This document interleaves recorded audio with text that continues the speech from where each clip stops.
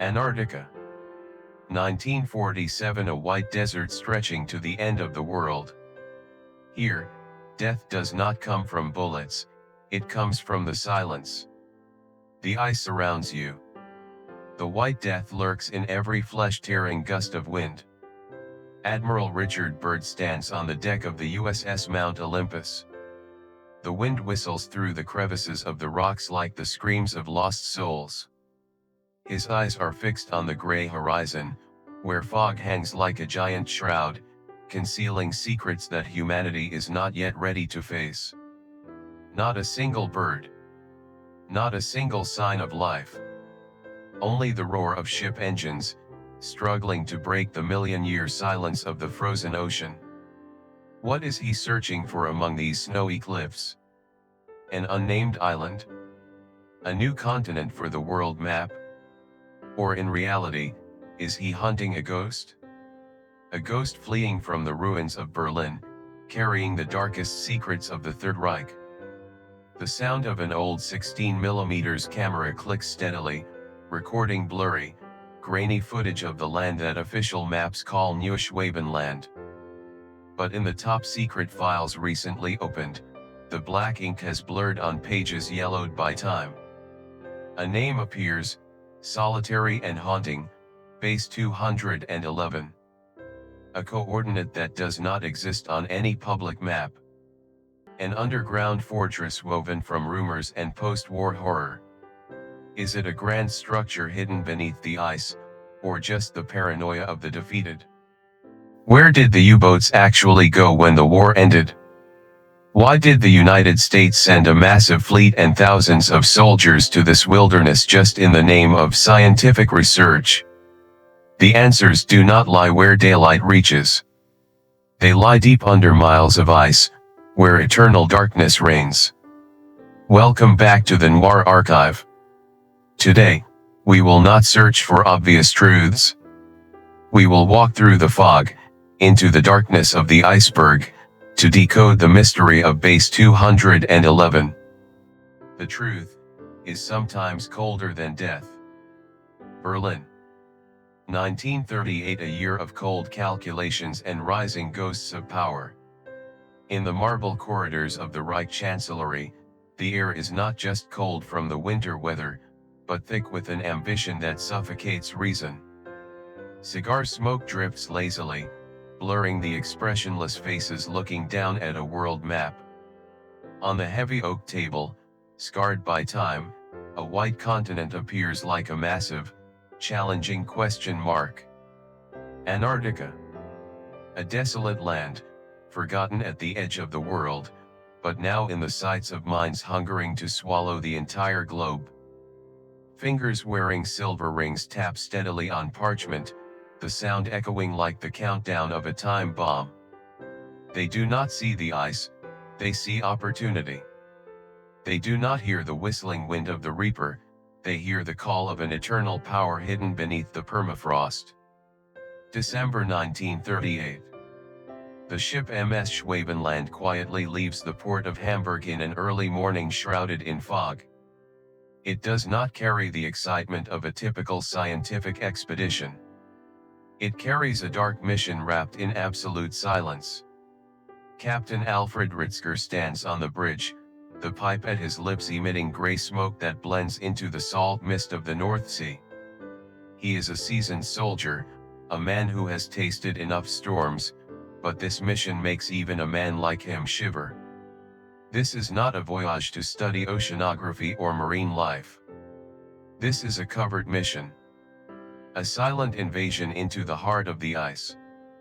Destination, the far south. Goal, not for human knowledge, but for territory. An outpost for the Third Reich at the end of the world, where human law has never reached. The ship cuts through the waves, trudging south through roaring oceans. The deeper they go, the grayer the sky becomes, and the air turns so freezing it can break the will of the weak. But inside that steel ship, the heat of Nazi ideology still burns like a nuclear reactor. Upon reaching the Princess Martha coast, massive Dornier-Wall seaplanes, named Boreas and Passat, are launched into the air from catapult rails on the deck. From above, the pilots look down at a pure white ocean, a world pristine and untouched. And then, the brutality begins. Thousands of swastika flags, attached to heavy steel spikes, are dropped from the planes. Steel pierces deep into the ancient ice. A display of arrogant sovereignty. They claim an area larger than Germany itself. They call that land by a proud name, Neuschwabenland. A new land for a new order. A crucial piece in the vision of an empire where the sun never sets, even in the long polar night. But why Antarctica? Why would the most pragmatic minds in Berlin pour massive resources into a lifeless desert where temperatures can kill a person in minutes? Was it truly just for whale oil to lubricate the war machine, as official reports claimed? No. The Noir Archive knows better than that. Darkness always covers truths much more cruel and insane. During reconnaissance, German pilots reported something unthinkable, something that broke every law of nature: warm caves. Ice-free lakes nestled in the heart of the coldest continent on the planet. The Skirmaker oasis appeared in camera lenses like a geological miracle, but for those seeking an eternal sanctuary, it was no miracle. It was a ready-made infrastructure. A place where geothermal heat could warm underground ambitions. But just as these discoveries began to get interesting, just as the coordinates of the thermal caves were established, the archives end abruptly. Files are torn. Ritzker's logbooks have pages erased with pitch-black chemicals. Like a giant, invisible hand dousing a candle just as the darkness was beginning to reveal its true form. Why did a project with such massive investment disappear from all Luftwaffe and Reich Navy records after 1939? The answer does not lie in declassified papers. It lies in the fearful whispers at the dark ports of Kiel and Wilhelmshaven, where old sailors still speak of ships that sailed into the void. Plans to build an underground fortress began to be woven in the backrooms of Berlin. They spoke of secret transport convoys, modified U-boats, departing in the dead of night. Cargo holds were filled with heavy machinery, high-capacity tunnel boring machines, and tons of canned food enough to last for decades. These ships left port, heading south, and never appeared again on any naval bulletin of the Axis or the Allies. And even more terrifying than the steel were the people. The best architectural engineers, elite miners from the Ruhr region, and the most elite SS squad selected for a special mission at the extreme south. They left with promises of glory and immortality, but not a single one returned. No letters from the front. No confirmation of death. They were simply erased from existence, as if they had never been born. In the ruined wine cellars of Berlin in 1945, amidst the ground-shaking roar of bombs, those closest to the leader still whispered to each other about Base 211. They said Hitler did not fear for the future of the empire because he had prepared a final escape route. An impregnable fortress beneath the ice, where Nazi technology and ideology would be preserved, nurtured, and wait for a day to return. Flights of the Ghost Force were said to still be heading toward Neuschwabenland even as the Red Army closed in on the gates of Berlin, carrying final relics and secrets of a weapon that could change the fate of the world. But what is the truth behind the fog of this noir legend? Perhaps that fortress was only built with flashy lies to comfort those about to die in the bunker. Or perhaps, it actually took shape a monster of steel and concrete, silent and cold, waiting under thousands of meters of Antarctic ice. What did those missing engineers build in the heart of the granite? An underground city? A laboratory for machines beyond human understanding? or simply a luxurious mass grave for the most insane ambitions in history. The ink on the old files has run dry, and the sound of the 16mm camera has stopped, but the story of Neuschwabenland is just beginning. The journey to find the truth leads us away from the smoke-filled offices of Berlin and into the darker secrets of the ocean, where U-boats were quietly making their final voyage. History records that the 1938 expedition ended when the Schwabenland returned to port in April 1939. Ritzker was awarded a medal, but he never spoke in depth about what he saw at the Skirmaker Oasis. He took those secrets to his grave. And since then, Neuschwabenland has become a white void on the map. A dark gap in history, where only the most reckless dare to ask, what really happened under the ice? Human ambition can suffocate reason, but the frost of Antarctica will freeze every truth. We will continue to dig deep into this file, because in our noir world, no secret is allowed to stay buried forever. July 1945. The world outside is rejoicing in the anthem of triumph. The final shot has been fired in Berlin. The black smoke that once covered the European sky is slowly clearing, revealing a devastated, exhausted continent full of nameless graves. The Third Reich has crumbled into ash under the boots of the Red Army and the Allies. But in a place far from the ruins of the old continent, across the vast ocean, another question begins to sprout. A question as dark and cold as the deep sea. Setting, port of Mar del Plata, Argentina. A dark and damp winter night in the southern hemisphere. Thick fog rises from the Atlantic Ocean, wrapping around yellow streetlights like ghostly arms. The sound of waves lapping against the hull is steady, like the breathing of a sleeping monster. In that immense darkness, a massive, metallic, and cold black shape slowly rises from the water. No sound. No lights. Only the sound of water cascading off the rusted steel hull. It is the German Navy submarine, U-530. When the conning tower hatch opens, what appears before the Argentine Coast Guard are not fierce warriors, but living ghosts. Haggard sailors, their skin pale from lack of sunlight for months, their eyes sunken, carrying a haunting look, the look of those who have seen something at the end of the world, something the human mind should not contain. Captain Otto Wermuth steps down the ladder, silent, surrendering his sword as a ritual to end a journey not found in history books. But the ocean is the best keeper of secrets, and it wasn't done yet. A few weeks later, while the commotion over U-530 had not yet settled, a second ghost appeared from the fog, U-977.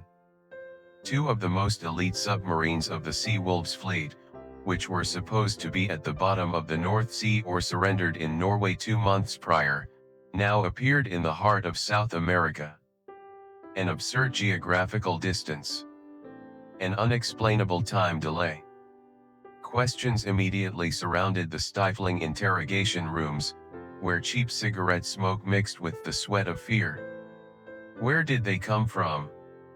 Why did they choose to surrender so late, long after all hope for Nazi Germany had been extinguished?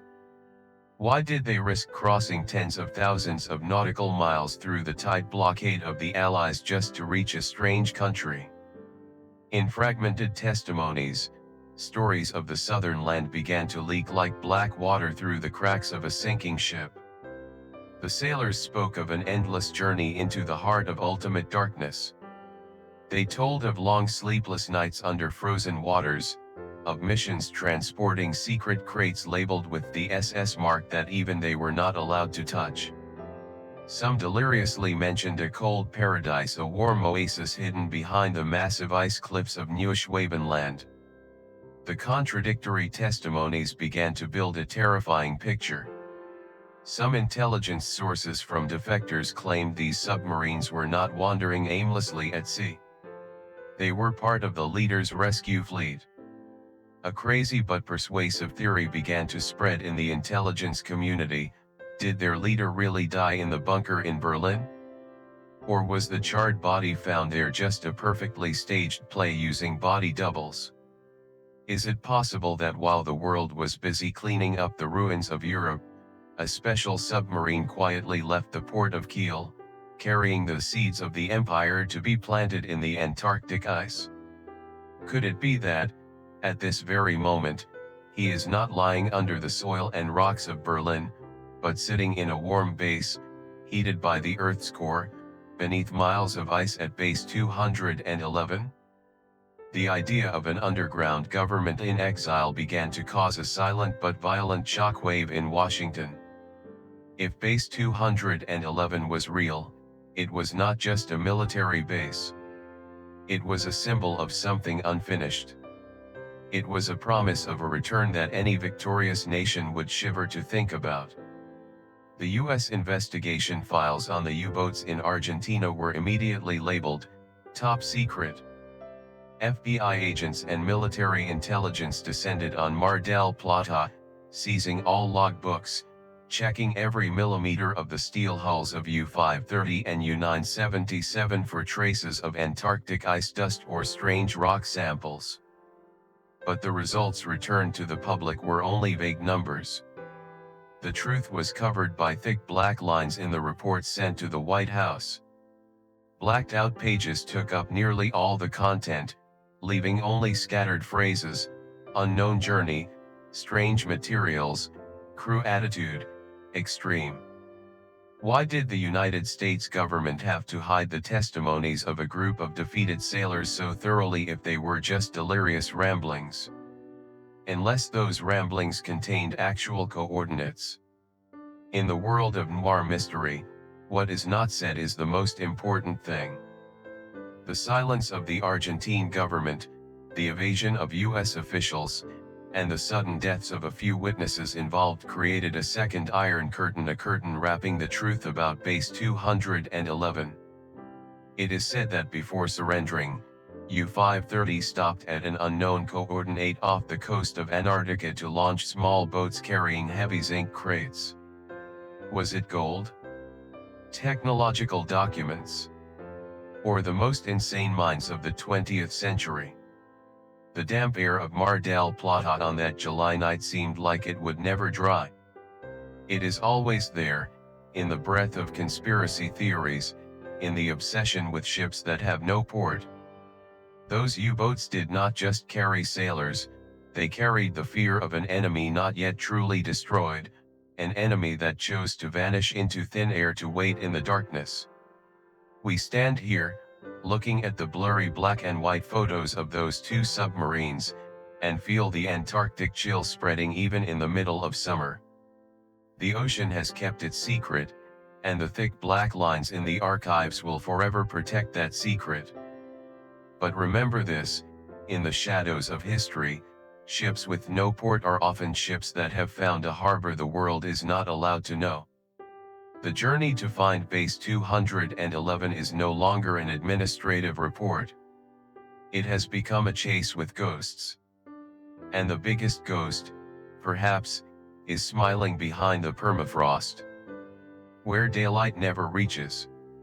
Chapter 2 of the file closes here, but the sound of submarine engines seems to still echo somewhere beneath the deep ocean, leading us to an inevitable confrontation in the land of the White Death. Welcome deeper into the Noir Archive. Keep your eyes on the fog, because the truth usually lies where the human eye does not want to see. December 1946. As the world was still licking the unhealed wounds of the Second World War, another massive shadow began moving from the north to the very edge of the earth. The setting was no longer the damp interrogation rooms of Argentina, but a formidable armed force capable of crushing a small nation. 4,700 elite troops. A massive aircraft carrier, the USS Philippine Sea. 12 heavily armored warships. Dozens of the most modern fighter jets and helicopters of the time. They called it Operation Highjump.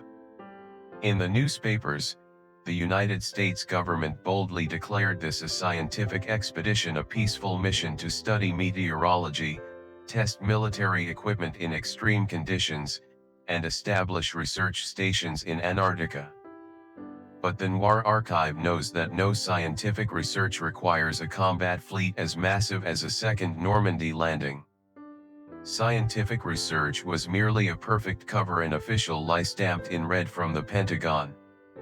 The truth, like an iceberg, has its most dangerous part hidden deep beneath the water. Admiral Richard Byrd, the hero of the skies, the man who conquered both poles, was chosen to lead. He stood on the deck, his eyes squinting against the blinding reflection of the ice and snow. But in those eyes, there was no excitement of an explorer. There was only the extreme tension of a general entering a war zone. Testing equipment? Studying weather? Instead, gunshots began to echo amidst the million-year silence of the ice shelf. Secret reports began to flood in amidst the chaos. An undeclared war had truly broken out in the land of the White Death. No enemy was officially named, but the U.S. military forces quickly realized they were not alone in this wilderness. PBM Mariner reconnaissance planes suddenly vanished from radar screens. Explosions tore through the South Pole sky, which usually held only the sound of the wind. Planes crashed for no apparent reason. Not engine failure. Not a snowstorm.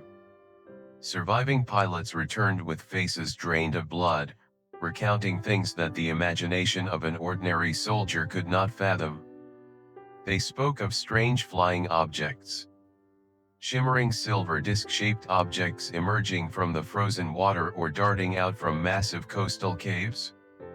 They moved at speeds that defied every law of physics, destroying U.S. fighter jets with lethal beams of blue light before they could even open fire. Had Base 211 truly opened fire? Was the Nazi underground fortress not just a legend, but a terrifying military reality that had reached the pinnacle of anti-gravity technology? Reports of the Bell, the mysterious Die Glock from the Nazi superweapon project, began to materialize through the wreckage of American planes scattered on the snow. Operation Highjump was expected to last 6 months. But after only 8 weeks, Admiral Byrd ordered a full retreat. A hurried, questionable retreat. When the ship docked in Chile on the way back, reporters at the port of Valparaiso saw a completely different Richard Byrd. His face was distorted by a horror that could not be hidden by a uniform or medals. His eyes seemed to still reflect the light of those silver flying discs. In a shocking interview with the newspaper El Mercurio on March 5, 1947, Byrd uttered words that the U.S. government later tried its best to erase. It is terrifying to say, but the reality is that in the event of a new war, the United States could be attacked by flying objects that can fly from pole to pole at incredible speeds. Who was he warning? What had he seen behind the ice walls of Neuschwabenland? An army of the Third Reich hiding, waiting for the day of revenge? Or was something even more ancient and dark using Base 211 as a springboard to monitor humanity? Skeptics say it was all an illusion born of fear that the bone-chilling cold and the solitude of Antarctica caused collective hallucinations for exhausted soldiers. They say the missing planes were just technical accidents common in polar regions. But if it was just an illusion, why were the entire records of Operation Highjump labeled permanently classified? Why was Admiral Byrd closely monitored and forbidden from speaking publicly about the trip until the day he died? Why, afterward, did both the US and the Soviet Union begin a strange arms race in Antarctica, even dropping nuclear bombs into the polar atmosphere in 1958 during Operation Argus? Were they trying to destroy something located deep underground with atomic power? In our noir world, the truth is often buried under many layers of ice and political lies. The undeclared war of 1946 is not written in history textbooks, but it lives on in the whispers of old veterans and in reports completely blacked out by CIA Inc. Operation Highjump was not a scientific failure. It was a painful encounter between human reality and forbidden secrets. Base 211 is not just an underground fortress of steel, it is the embodiment of a darkness that never dies. It stands there, cold and silent beneath the Neuschwabenland ice, challenging every ambition of the victors. Richard Byrd saw the truth, and that truth broke the will of a courageous admiral. As for us, those tracing the clues in the Noir Archive, we can only watch through a narrow slit in history, wondering, do those disc-shaped flying objects still reside down there, waiting for a signal from the shadows? Chapter 2 of this file is reaching its final pages of blood and snow. The mystery of Base 211 is no longer a bedtime story, it is a warning from the past. Prepare yourself. As we move to the next chapter, we will not only face guns or planes, but technologies beyond understanding things that mainstream history has deliberately erased to keep us safe in our ignorance. The bell from the earth is ringing. Can you hear it? The silence of Antarctica has never been this terrifying. Step deeper into the darkest basements of the Noir Archive, where daylight is but a distant memory. The setting this time is not the frozen ice surface, but underground laboratory rooms, damp and pungent with the smell of ozone and mercury. On cold metal tables, technical drawings of unthinkable machines are spread out, blueprints bearing the red stamp of the SS, describing objects that do not belong to this era. At the center of that technological nightmare is a name, Die Glock. The bell. It was no ordinary weapon. It was the embodiment of the madness and genius of the Third Reich. Post-war declassified reports paint a picture of a heavy, bell-shaped metallic device filled with a glowing violet liquid of extremely high density called Serum 525. When the bell operated, it created a field that distorted space and time. German scientists were said to have touched the secret of anti-gravity, the technology that allowed flying objects to soar into the sky without wings or internal combustion engines. But the price for this technology was destruction. Initial experiments at the de Vries military facility killed numerous scientists due to radiation and inexplicable biological effects. And then, when the Red Army was only a few miles from the laboratory gates, the entire project vanished. The bell vanished. The key documents vanished. And most importantly, the brain behind the entire dark technological wheel also vanished into thin air, Hans Kammler. Kammler was not just an engineer, he was an SS general, the man who held the keys to every V-weapon project and the Nazi underground bases. While other leaders chose suicide or the Nuremberg trials, Kammler simply stepped out of history. No trace. No verified death record.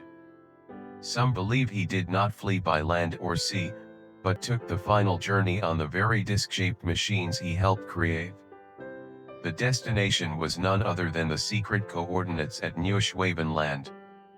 Base 211 was the final repository for these minds and technological ghosts. The presence of Base 211 is also fueled by an older, more bizarre theory, the Hollow Earth. In our noir world, where the boundaries between science and the occult blur, it is believed that Antarctica is not just an ice continent. It is a door. An entrance leading down into massive underground voids where temperatures are stable and the space is large enough to house an entire civilization of darkness. Did the Germans find this entrance through thermal caves at the Skirmaker Oasis? Does Base 211 sit not on the rock, but within the world? Strange lights frequently appearing in the skies over New Swabia are not illusions of the aurora. Brilliant blue lights and objects moving in zigzag patterns at speeds that tear through the sound barrier have been reported by countless sailors and pilots from 1947 to the present day. For conspiracy theorists, this is evidence of the existence of the last battalion.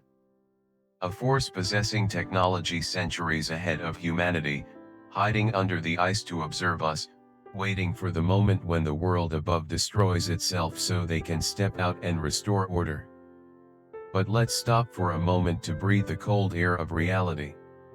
Is it the truth, or just fragments of a collective nightmare? In the darkness of post-war fear, humans often weave giant monsters to explain what they do not understand.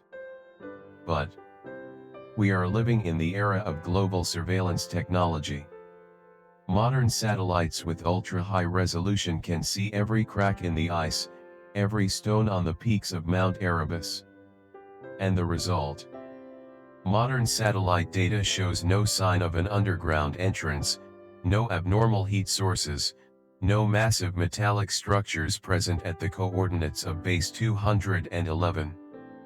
Before the emotionless lens of the satellite, Antarctica appears exactly as its primitive nature: only snow, only rock, and a terrifying silence. Does that mean base 211 is a lie? Or has that fortress been covered by a stealth technology we cannot yet understand? Or perhaps, it is buried too deep, so deep that even the strongest X-rays or ground-penetrating radar cannot reach its dark heart. The ghosts of Hans Kammler and the Bell continue to haunt these file pages. They represent a primal fear, the fear that the most brutal among us escaped punishment and took divine power with them. In the dark laboratories of the past, the technical drawings still lie there, silent as a challenge to time. If it is all just a legend, why do we still shiver when looking toward the South Pole? And if it is real, do we really want to know what is happening under the ground down there? The truth can be hidden by technology, but the obsession cannot. Hold on to your sanity, for we are approaching the final chapter where secrets will be exposed under the fading light of a harsh reality. The 16mm camera is slowing down. Click, click, click. The darkness is closing in around us. The truth. When the fog of conspiracy theories clears, we face a reality colder and more ruthless than any horror movie. A massive military base, a modern underground city hidden beneath the Antarctic ice in 1945, was technically impossible. At -60 degrees Celsius, engine oil freezes into blocks, steel becomes as brittle as glass, and human will crumbles before the first brick is even laid. Neuschwabenland is not a warm paradise, it is a white hell where nature does not allow any invader to survive for long. Base 211 likely never existed in brick, stone, concrete, or anti-gravity steel plates. It exists in a more fortified place, within our deepest fears. It is a ghost conjured to explain unacceptable failures, the disappearance of villains justice could not reach, and secrets that great powers do not want to admit. Humans would rather believe in an impossible fortress than accept that history is full of holes and that criminals simply vanished into the void. History is written by the victors, painted with glorious feats. But the ghosts never know how to lie. They linger in blacked-out reports, in the horrified gaze of Admiral Byrd, and in the aimless voyages of the last U-boats. We have spent an entire chapter of our lives searching for an underground fortress, but in the end, the only thing we found was our own paranoia, a labyrinth of rumors with no exit. The file closes. The darkness remains. The secrets of Antarctica will continue to sleep under the eternal ice, challenging the curiosity of mankind. We may stop searching for the coordinates of base 211, but the obsession with it will remain. Because sometimes, the darkness is not underground. It is in the very way we look at history. See you in the next files of the Noir Archive. Don't forget, the darkness is always looking back at you. The darkness remains.